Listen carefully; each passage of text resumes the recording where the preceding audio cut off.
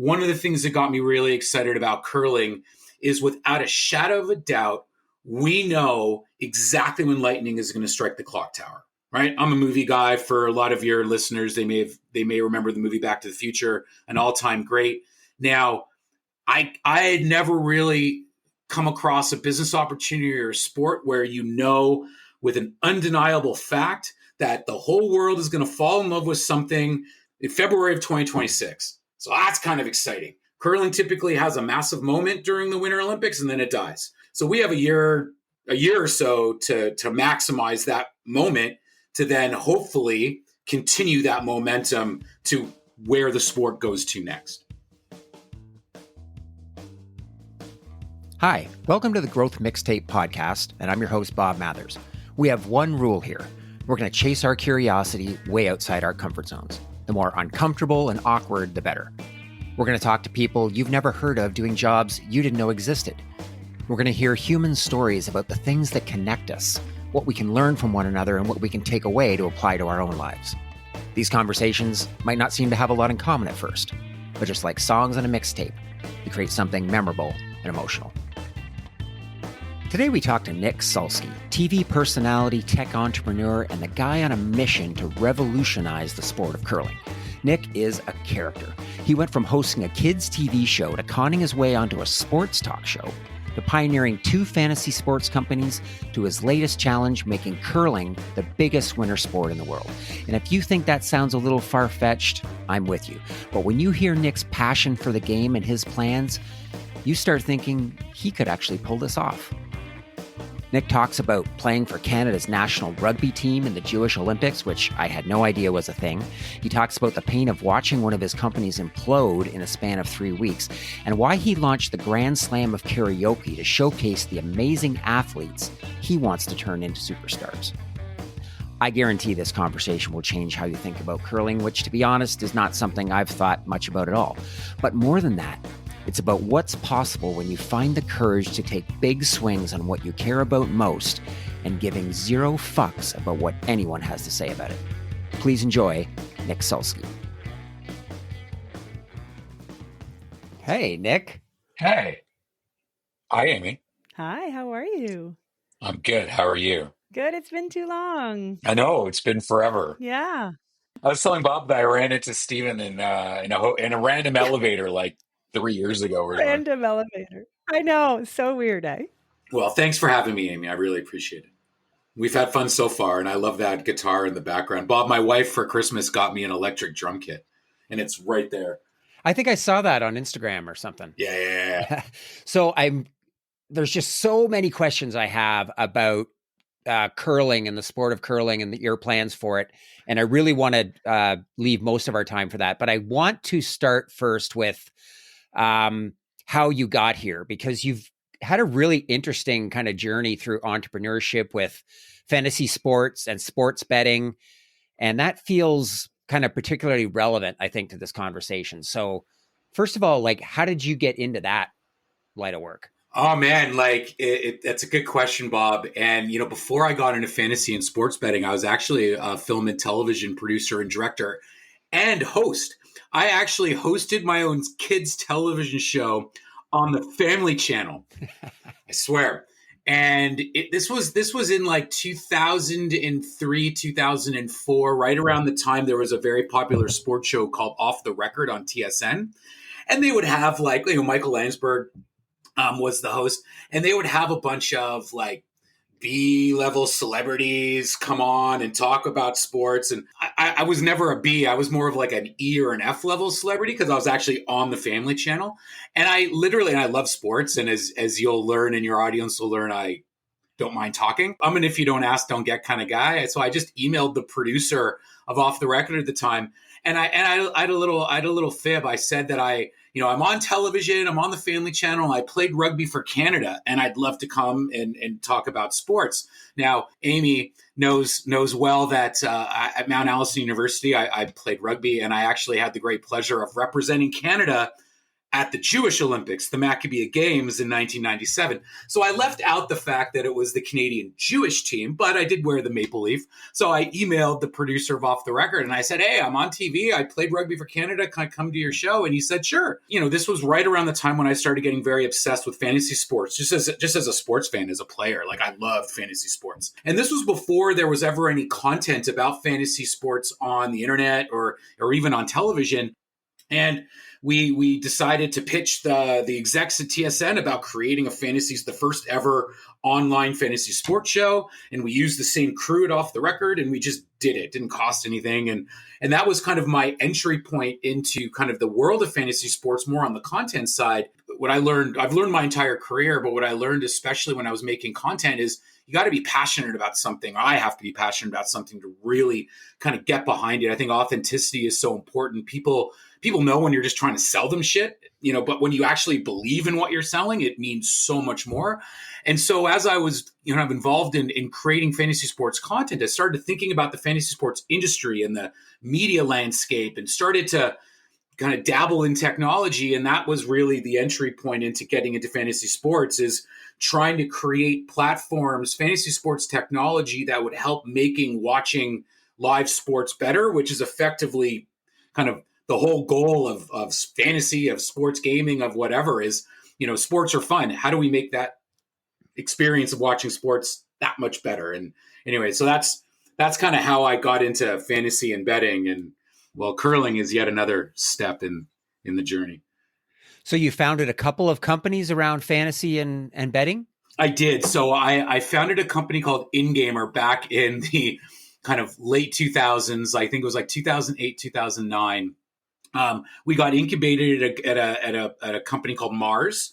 Everybody loved the concept. The business model was totally flawed. And so that startup ultimately failed. And as many startup entrepreneurs that you've spoken to, I'm sure have said to you, you learn a lot. You learn more from your failures than you do from your successes. So even though InGamer wasn't necessarily a success, I learned so much about what a proper business plan and business strategy really needed. You can have a great idea, but if you can't figure out how to monetize it, well, you better start talking to some people who can help you figure that out. So that was my first startup. And then I ended up getting kind of recruited into a big international horse racing company that had a number of major relationships with casinos in the United States. And they were trying to figure out how to leverage the boom of a new category called daily fantasy sports. Daily fantasy sports was something in the early 2010s that was starting to really blow up. But the online or the casino operators in North America couldn't touch daily fantasy sports because it was an unregulated form of gambling. So I got involved in that company. But then within about a year, I architected a deal where we acquired Draft Day, and then the goal was to pivot that into becoming a B2B white label platform provider for the online casino companies who couldn't compete against the FanDuels and the DraftKings of the world. And that ultimately worked out fairly well until this is actually a funny, odd story. The deal closed in September 2015. 3 weeks later, there was a scandal in the daily fantasy sports industry, and the New York Attorney General deemed daily fantasy sports illegal sports betting. So here we are. We just acquired this company. I'm all excited. And then literally our business model blows up within 3 weeks. I shit you not. So then it's like, what are we going to do now? And so, I mean, as any entrepreneur would tell you, you got to be able to pivot really quickly when things that are not under your control kind of hit you. So sorry, I'm taking this in odd tangents, Bob. I apologize. Odd Tangents could be the name of this podcast. That's what I enjoy most. That's so interesting. Yeah, the impact that those black swan events, right? Like the New York Attorney General making a decision with one flick of the pen that changes everything about your business, right? It's like COVID. I think about the Fortune 500 companies that probably paid McKinsey $10 million to do a 5-year strategic plan in the summer of 2019, and all of it useless. Not one single PowerPoint slide in that 100-page PowerPoint slide is worth a thing. So it's just amazing. You're right. How quickly you got to pivot and respond to those things. So yeah, black swan events, man, they are the biggest challenges that any startup has to deal with, I think. Let's bring it back to curling. Yeah. What did those experiences in fantasy and betting how did that bring you to curling, or what did you learn from that eventually brought you into the Grand Slam of curling?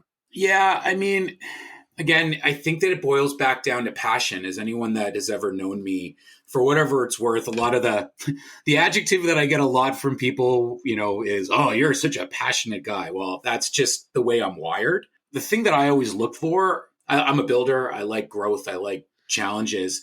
I remember the first time I walked into a curling event and it completely changed the perception of what I had in my mind about what curling was. I think a lot of people have this perception that, curling is this quiet, antiquated sport played by old, out of shape, white people. And it's just like, okay, that's the perception that, we've had built up over decades. And I walked into my first event and I was like, wow. This now, candidly, curling is still a sport predominantly played by white people. And what you'll get from me is, I'm blunt, I'll put all the cards on the table. We want to change that, but you got to start somewhere. But it was young, athletic, unbelievably relatable, fun, smart, funny. I said fun and funny in the same sentence. Athletes. And, that got me really excited because I just didn't know that existed. So I think that the way that I got here was really just passion and excitement, and the challenge of trying to change the perception of what people think of a sport that, let's face it, everyone in the world, or a good number of people in the world, are familiar with the sport of curling. Because of the Olympics, curling is one of the most watched Olympic sport, period, across all Winter and Summer Olympics. And so people have heard of the sport, but people have this perception of it. And I was one of those people. So I think what got me here was just my passion, my excitement for trying to change the minds of folks to understand that this is something cooler and bigger and louder than they actually think it is and it can be. I would say that's pretty much my perception of curling. I mean, I've been, it's interesting. I've lived in Canada my whole life. It's a huge sport in certain pockets of it. Like, I was in my mid-20s when I worked with a guy from Winnipeg, and he was the first person that I ever met that played curling. But it was my first exposure to the subculture of how passionate people were about it. It was just one of these weird, I was just living in my own bubble. And I would see it on the Olympics and I'd be like, oh yeah. And of course, Olympics, I'm trying to figure out what the hell's going on. There's so much strategy going on. I have no idea what they're talking about, but there's something oddly satisfying about watching, kind of shuffleboard on ice, or the amazing things they can do with those rocks. There's something compelling about it. I just don't know anything about it. But when the Olympics is over, it completely leaves my life. I don't think about it again for 4 more years. Well, and not only do you not know very much about it, but I think most importantly, you don't know anything about those athletes that you've been watching curl.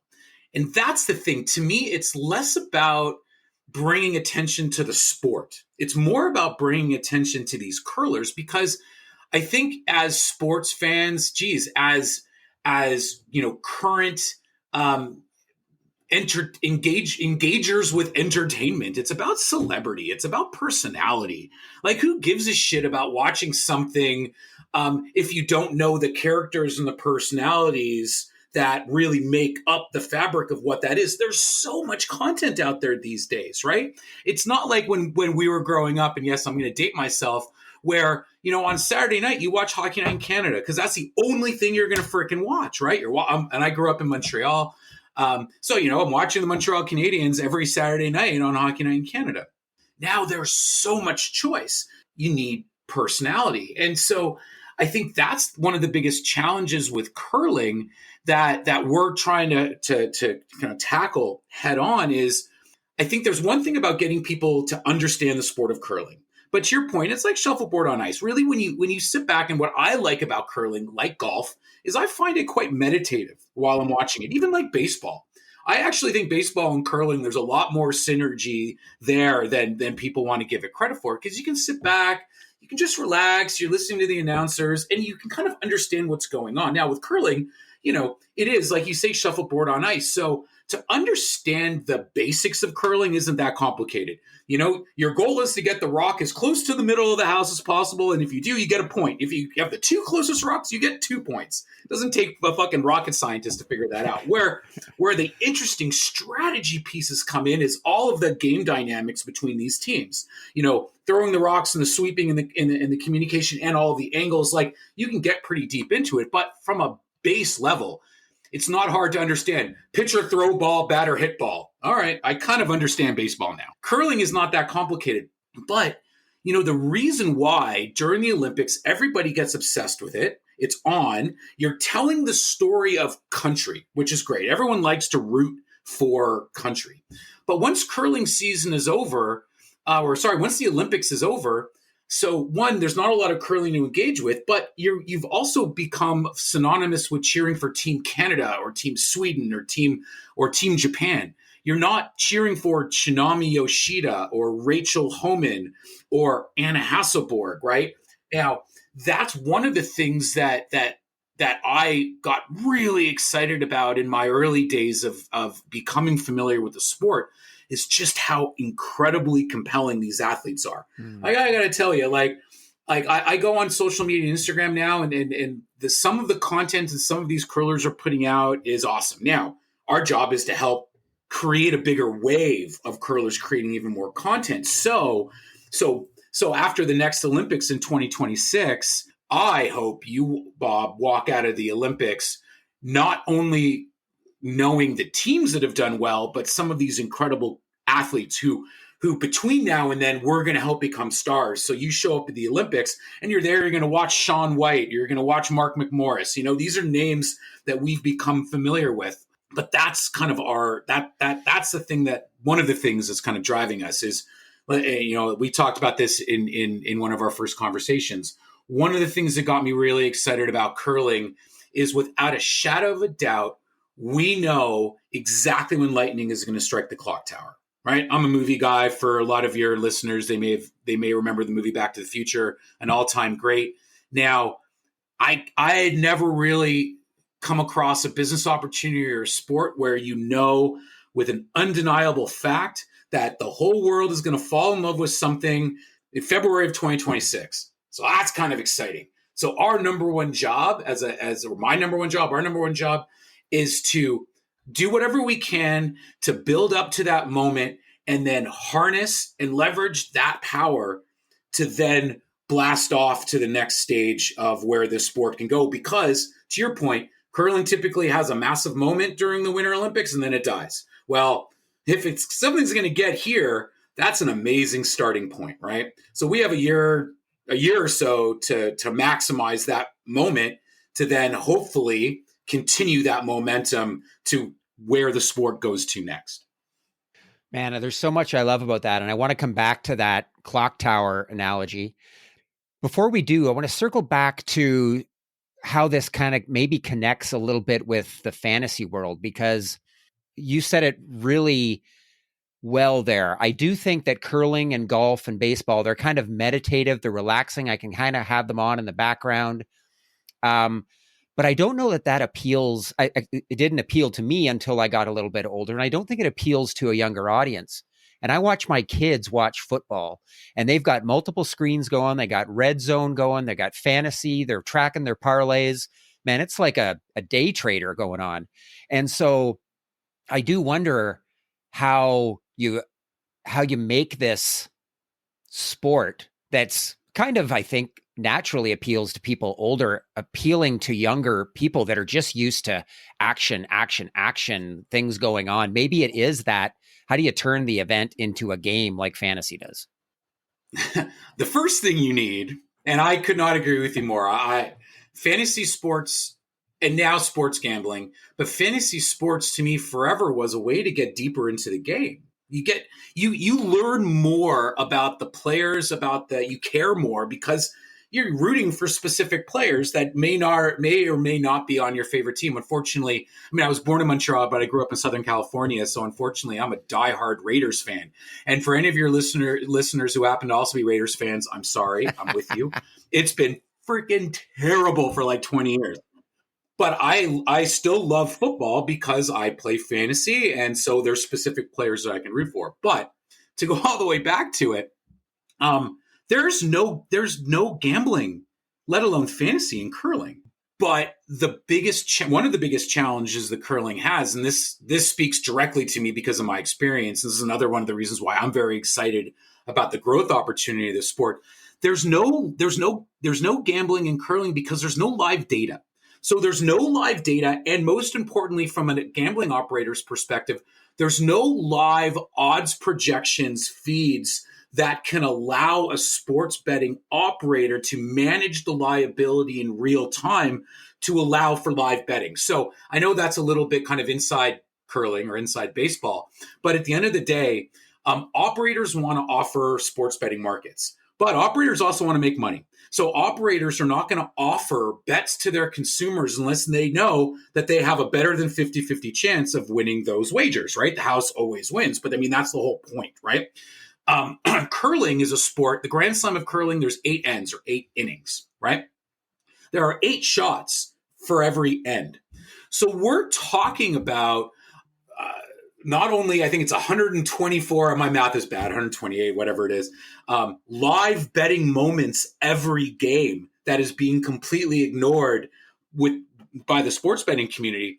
But there isn't even live betting right now during games. And so right now, the few operators that offer sports betting only offer pre-match core markets. And what that means is you can bet before the game begins who you think is going to win, by how much, and what the total amount of points that are going to be scored in that game are. That's it. Once the game begins, you can't gamble anymore, right? That is a significant gate to engagement. It's all about live now, right? So what live data is going to allow us to do, one, is to start getting deeper into the analytics. So name a sport right now where the front offices, where the athletes, where the coaches aren't diving into real live analytics to make them better, right? So this live data, and we're working with a third party called Alt Sports Data. They're an amazing company based out of California. They're actually building this new live data platform for us, but also our new odds projections feed that we're going to be able to then deliver to the sports betting operators. So finally, operators are going to be able to offer gambling markets on curling, which, to your point, is going to significantly improve our appeal to the younger sports fan, who not only is more akin to the live engagement, but let's face it, curling events, the Grand Slam of Curling starts on a Tuesday and it goes through Sunday.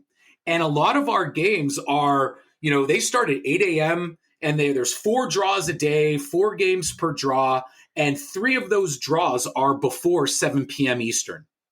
There are not a lot of other live sports on at 1 p.m. Eastern on a freaking Wednesday. But curling is. And you know what gamblers like to do more than anything, Bob? Gamble. They like to gamble. And so curling is going to be a sport that is almost always on at times where there is a lack of other sports to engage with. What that does is it provides another way and another reason for the audience to get deeper into who these athletes are and how the game is played. The other challenge we have around engaging a young audience is the perception that going to a curling event is boring, right? And that's changing, right? One of the things that got me about curling was the fact that, after that very first curling event that I mentioned I went to, as soon as the event ended, I was standing there having a beer, and the other curlers who I just watched on the ice were having a beer in the same bar that I was at. And I was like, wow, this reminds me of rugby. And he goes, like, my whole life goes back to rugby. My whole business philosophy revolves around rugby, but that's another conversation. And so I was like, wow, this is really, really interesting. And so ultimately, what we another analogy for golf is golf. The perception and the demographic around golf completely changed, in my opinion, because of Phoenix Open, the Waste Management Open, that really started blowing up about 5-6 years ago. What that event did was they tried to inject the energy of what it's like to be in the golf community into the golf event itself. Golf used to be one of those events where it was like, shh, everybody got to be quiet. And no, oh no, there's a backswing happening. Now you go to a number of golf events and there are holes, there are moments where it's a party, where people are having fun. It's not just about drinking. It's about giving fans the permission to have a good time. Sports are fun. Curling suffers from the exact same thing. And so one of our challenges right now is to try and break that mold of when people come to a curling event, they can cheer, they can yell, they can boo, they can scream, they can do whatever they want. And the curler wants it. The curler loves it. Here's an example. Our last Grand Slam event in Guelph, one of the things that I saw for the first time, and there were these 3 curlers from the Allure Curling Club. There's another good shout out. And they came dressed up in banana costumes. There's a shot in curling called a peel, right? That's a shot. They came dressed in banana costumes with signs that said peel. Whenever there was a peel, they would stand up and cheer, peel, peel, peel. The crowd was laughing and loving it. The curlers were laughing and loving it. Yes, that is awesome. Not to break a big story, but let's just say in Toronto, those banana boys are coming back. And we might be adding a number of other costumed individuals to the crowd because that's fun, right? That will help bring the age demographic of curling down on top of all of the content that the curlers are now starting to put out, and sports gambling, which we hope to launch from an MVP perspective in April for the Players' Championship in Toronto. You mentioned the Waste Management Open, and if you watch that, it's sort of circled on a lot of people's calendars in terms of golf events. But there are a lot of purists. They're like, you can't do this to our sport. Like, what are you doing? And people that are resisting a lot of that change. And I got to believe you've got some of that too. So how do you deal with that? Well, the first thing is I don't go to Facebook. So I left Facebook, which is where I've learned most of the trolls go. And full shout out to Brad Jacobs, the last Canadian man to win a gold medal at the Olympics. Incredible skip. I get screenshots of him trolling or him chirping some of the Facebook trolls, which is just amazing. So, I mean, in seriousness, yeah, there are a bunch of traditionalists that don't necessarily like some of the changes that kind of butt up against kind of traditionalist views, but the way that I think about it is, candidly, the sport of curling has been broken for a long time, right? There are very few curlers who actually make enough money to not need secondary jobs. And that blew me away when I learned that. And my number one goal, because if this happens, then everything else, it'll mean that everything else has been a success. I want to see the day when curlers don't need second jobs to put money on their table. I want curlers to be treated, respected, and paid like the professional athletes they are. So right now, I believe curling over the last number of years or forever has been somewhat broken. There has not been business models in place. Curling has typically been owned and run by a bunch of international not-for-profit associations whose goals are creating and enhancing the next category of Olympic curlers, right? Which is fine, but that's not business. That's not revenue generation, right? I believe that curling needs an injection of energy. I think curling needs curlers to be stars, which will allow sponsors and brands to be more excited about attaching their own brand identity to this sport. Because at the end of the day, the brands and sponsors, they're thinking long-term, and they're also thinking about who they want to associate themselves with. A long-winded answer to the way I usually frame people who don't like what we're doing. My response to them is, so you don't like curlers. That if you love curling the way that you say you love curling, you can't love your sport without loving the curler. The curlers are all supporting what we're doing. The curlers all want to be respected, treated, and paid like other professional athletes. So if you don't like the things that we're doing to enhance the profile of curling, to help build this sport up to a point where curlers don't need second jobs, then you're a hypocrite. At the end of the day, you can't love a sport and not like the athletes who are supporting the changes that we're trying to shepherd into the sport. So I think the traditionalist view, you can still love curling. We're not going to change your sport. We're not going to make it. We're not going to fuck it up, right? But at the end of the day, this is a sport that has had challenges, still has challenges, right? If we want curling to succeed, if we want curling to get to a big international stage, if we want you, curling fan, to be able to watch more curling by the world's best curlers, guess what? The sport needs more money. And it's not working the way that it's been working. So you know what? You got to break a few eggs to make an omelet, right? I've said that before, and I'll probably keep saying that for a number of years until some of these older curling fans agree with some of the things that we're trying to do. But that's okay, because ultimately I love the curlers and they understand what we're trying to do here. Sometimes I wonder, do you have to have at least tried to play a sport to appreciate the athleticism involved in it? Like, I wonder when I watch golf, I thought it was the most boring thing in the world, and I still suck at golf. But when I go out there and try to play, now I can watch it on TV and be like, oh my God. And I've only tried to curl once, and I could not believe how much harder it was. And so it's like anything, right? It's like if all you do is watch people that have dedicated their lives and have millions of hours of practice, of course they make it look easy. Until you try to step on that weird ice with the bubbles and try to push a rock, it's freaking impossible.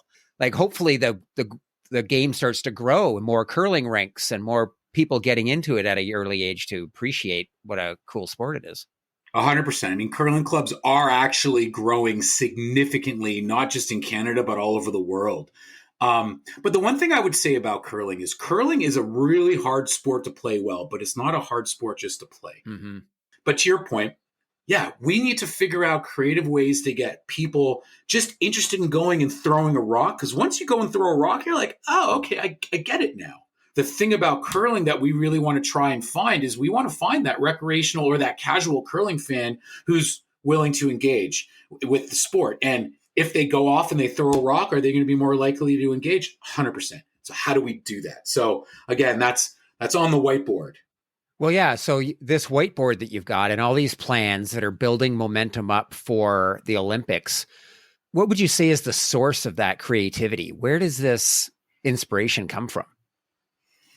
I don't know. Like, I've been a creative guy my entire life. I just love it.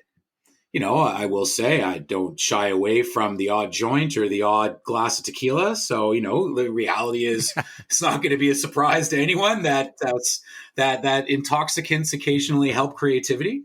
Like the fantasy sports company that I co-founded, this was the startup that was my hit, right? It was called Monkey Knife Fight. And there's dozens and dozens and dozens of gaming companies out there. We didn't do anything significantly different than everybody else, but we built a brand, right? Like, why not, right? So, I mean, where do ideas come from? That idea came with me and my co-founder over, ironically, some glasses of tequila one night.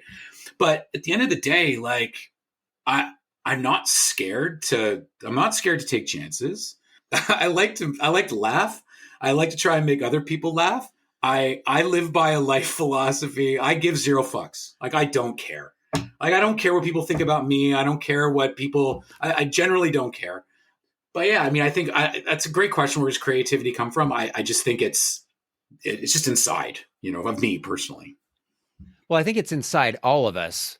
But what maybe makes you a bit unique is the zero fucks, not being afraid to fail, going out and trying through things. But maybe it's just being, finding that passion.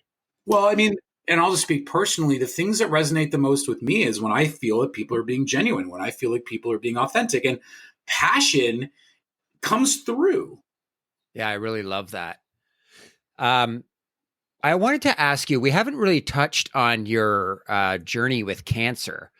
And the thing that I was curious about, because I've talked to a lot of people lately, and I know this for myself. I know this from the conversations I've had. A lot of times and I don't know if this has happened to you, but people kind of live on autopilot. And usually something happens that wakes people up. People don't just go off that autopilot on their own. They usually have a reason to do it, like a cancer diagnosis. It's not obvious to me that that's what happened to you, but I am curious what impact that had on this kind of journey that we've been talking about. Yeah, no, it's a really good question. And you're right. It wasn't something that kind of knocked me out of autopilot, candidly. I never really had an autopilot. But and I was diagnosed about 16 years ago. When you get hit with cancer and non-Hodgkin's lymphoma, which, candidly it's not the most aggressive or dangerous type of cancer, but it's something that is incurable technically. So I'll have it forever, right? So, the thing that it taught me, or the thing that it really sparked in me, was the ability to compartmentalize. Like when I first got hit with cancer, it was really hard to stop thinking about it. Like for years, and still, because of non-Hodgkin's lymphoma, it's lymph node.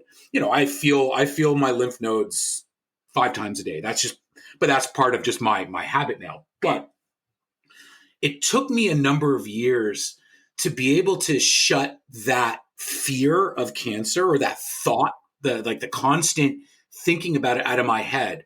And so it kind of started at like, okay, it's cancer and it's life. Cancer and life. And then it was like cancer and life and work. Okay. So then it was 3. So, fast forward to today, I can switch from one thing to another, focus, deal, switch, focus, deal.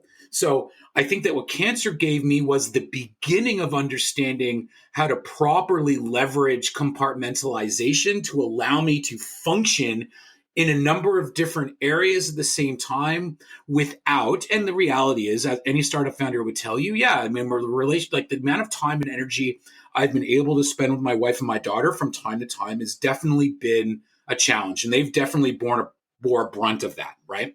And I feel terrible about that. But at the end of the day, this is what communicating families is all about, right?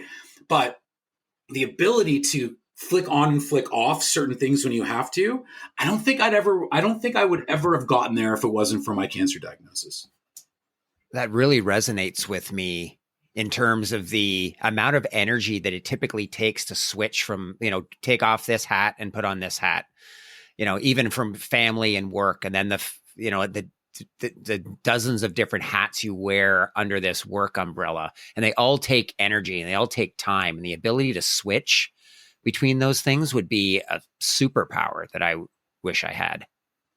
I mean, I don't have a lot of skills, like candidly. I think the compartmentalization ability is a skill. And the other thing that I like to believe, really my true business skill, because again, I don't do anything all that well. It's what I like to think is I have an ability to break down lines of communication to allow other people to work together, but also to allow other people to do what they need to do, right? I think that, and I don't know if I did a good job explaining that, but it's really, communication to me is so important. And I go back to the rugby analogy. I mean, the cool thing about rugby as a sport is it never stops. You have rugby union, especially, you have 15 people on the field, and you can only score a try or defend a try if you're all working together as one. Because it's not like football, American football or baseball, or where there's stoppages in play and there's subs and all that kind of stuff. Rugby, you have to work as a team unit.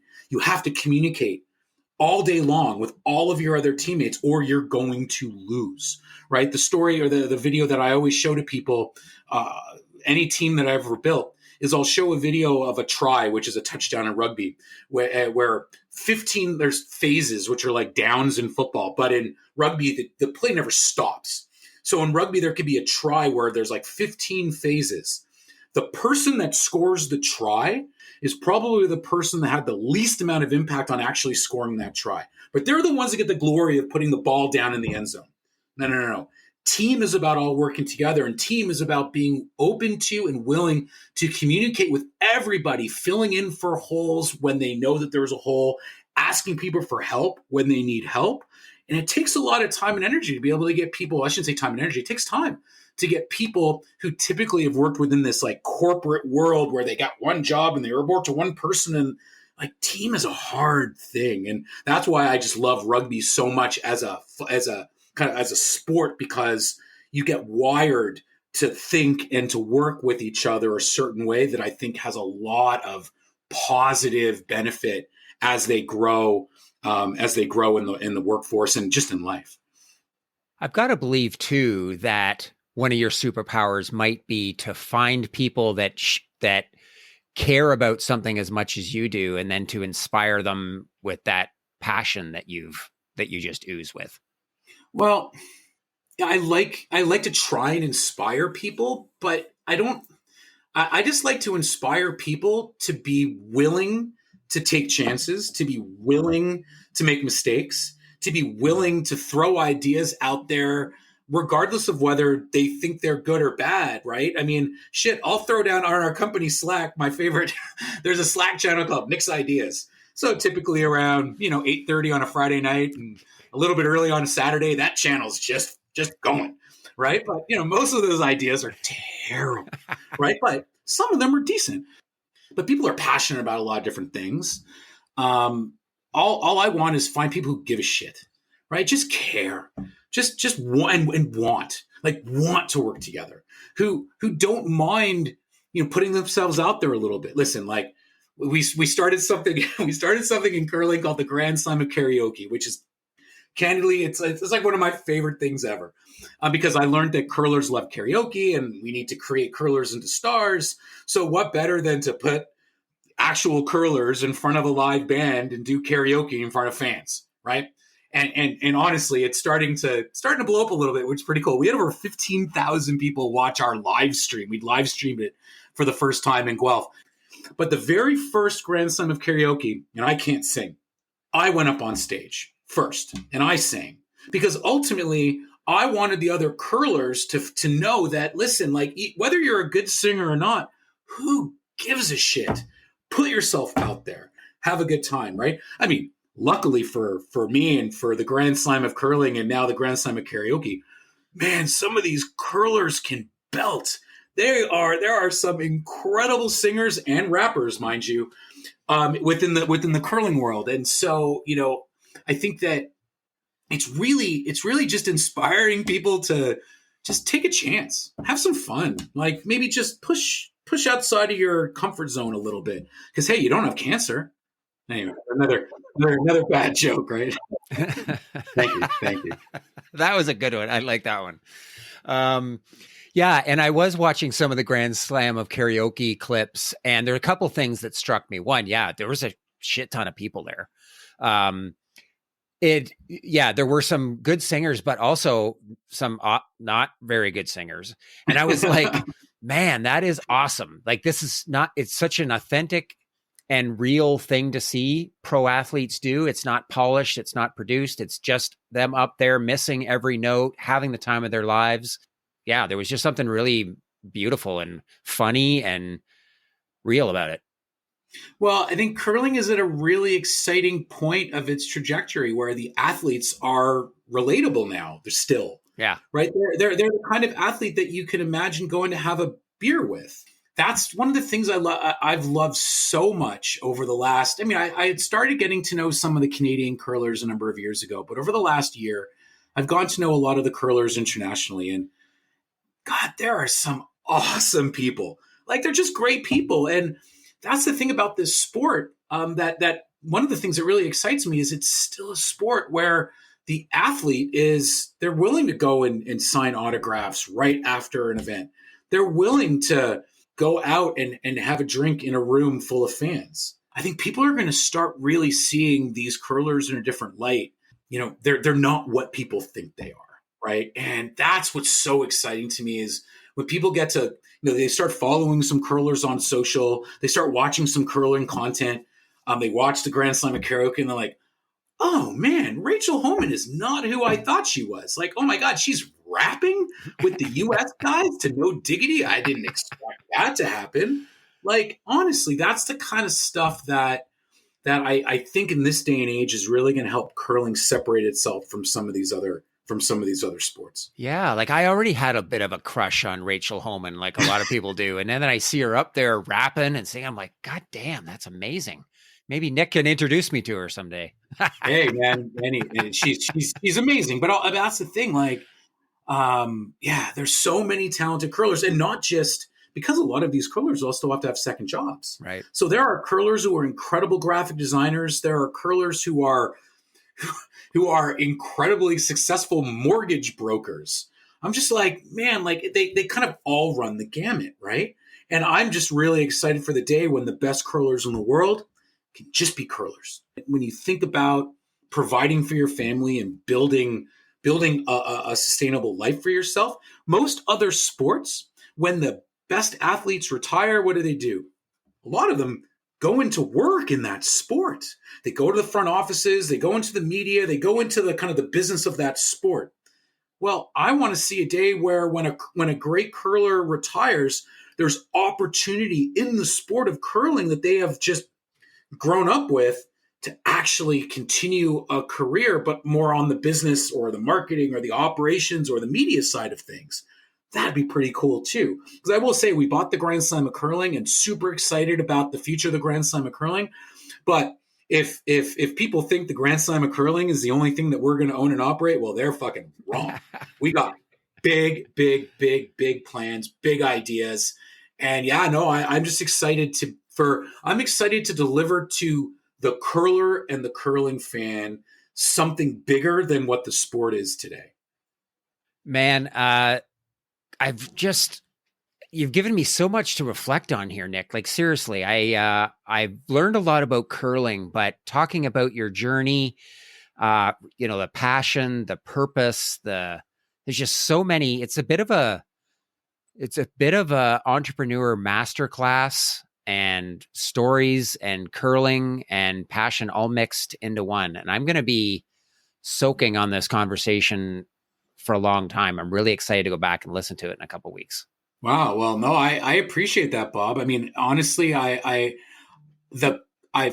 not just saying this, like I've had the great pleasure of doing lots of podcasts, and, you've done a lot of homework, but the kinds of questions that you've asked, and I've really enjoyed listening to a bunch of the Growth Mixtape episodes. And what I really love is your ability to get things out of your guests that other hosts candidly just kind of glance over. Like it is about getting into the personal. And I haven't really thought a lot about kind of, things like what cancer has meant to me from a professional perspective, but just in getting your pre-interview questions, it really had me kind of thinking about it, So no, thank you, because I think you also opened up my mind to some of the things that I've experienced in my career, just to look at it in a little bit of a different way. And, thank you for saying masterclass.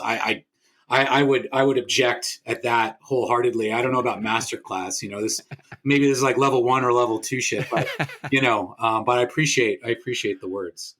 Well, and I really appreciate you saying those things. Just like you, I'm figuring it out as I go and just trying to chase my curiosity. And this is just, I have to thank Amy for introducing us, producer Amy, but the wizard behind the curtain, because it's just been such an amazing conversation. I've loved every minute of it. Oh, that's awesome, Bob. Well, feel free to call me after. I got some stories about producer Amy back from our university days. I need more of those stories in my life. I'm going to edit that out. Yes. The Growth Mixtape podcast with Bob Mathers is produced by Bespoke Projects. Music by Jumapel Walter Cronkite. If you enjoyed this episode, please take a moment to follow and rate us. When you do this, it helps to raise our podcast profile so that more people can find us. If you want to connect, you can find me on LinkedIn using the link in the show notes.